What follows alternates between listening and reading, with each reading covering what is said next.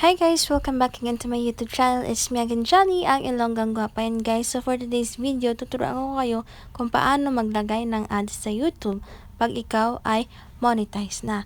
So first is punta ka sa Google and then punta ka sa search and then www.youtube.com and then pinutin mo yung nasa tatlo sa baba na 3 dots tapos lagay mo na desktop site.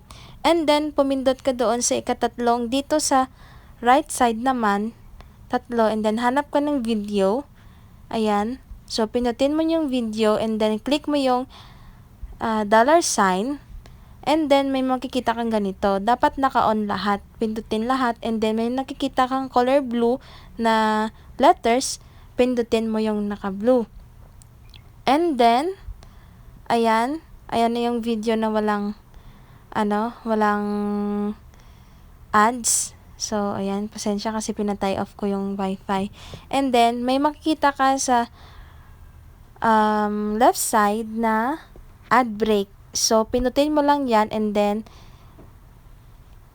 mag-ano ka ng ads. Nalagyan mo siya ng ads. Ayan. So, ikaw na bahala kung saan mo banda inalagay. So, nakadepende sa'yo if yung bet mo na paglalagyan ng ads.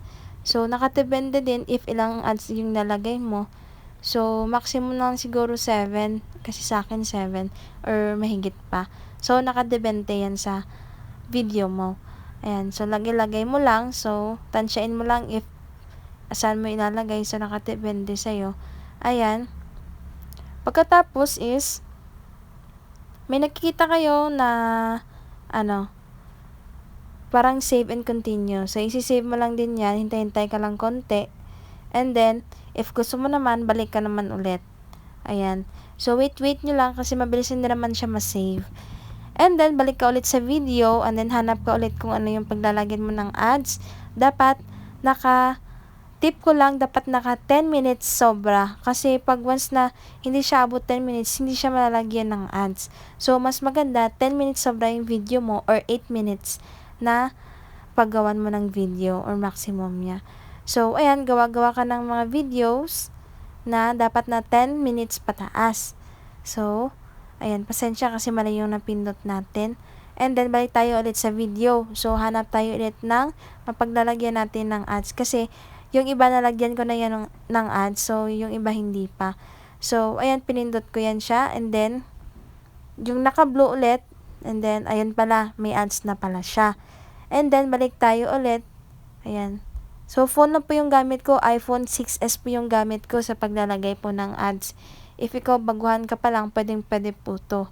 Ayan. So, hanap ka ulit ng pwede mong palagyan ng ads. So, ang maganda kasi hindi ka na kailangan mag-PC or computer, pero mas maganda pa rin yung may sarili kang laptop. Kasi nga, pag once na mas mabilis lang siya. Ito kasi maliit. Ayan. Kasi kung nakikita nyo, pag pipindutin ko yung isang bagay, mali yung lumalabas. Kasi nga, maliit yung, yung mga letterings niya. So, ayan. Gagawin mo lang siya po ulit-ulit and then hanap ka lang ulit ng bagong video na pwede mong paglagyan. So, yan lang kadali guys. So, ayan. Hanap-hanap ka lang dyan or hanap ka na yung wala pang nalagyan ng ads. Dapat naka-on yan siya. And then, download po kayo ng YT YouTube. YouTube Studio. So, pwede po kayo doon mag-on ng monetization ninyo. And then, if lalagyan na kayo ng ads, punta po kayo doon sa Google Chrome and then, ilagin nyo po yung account nyo doon sa YouTube and then, yun na po.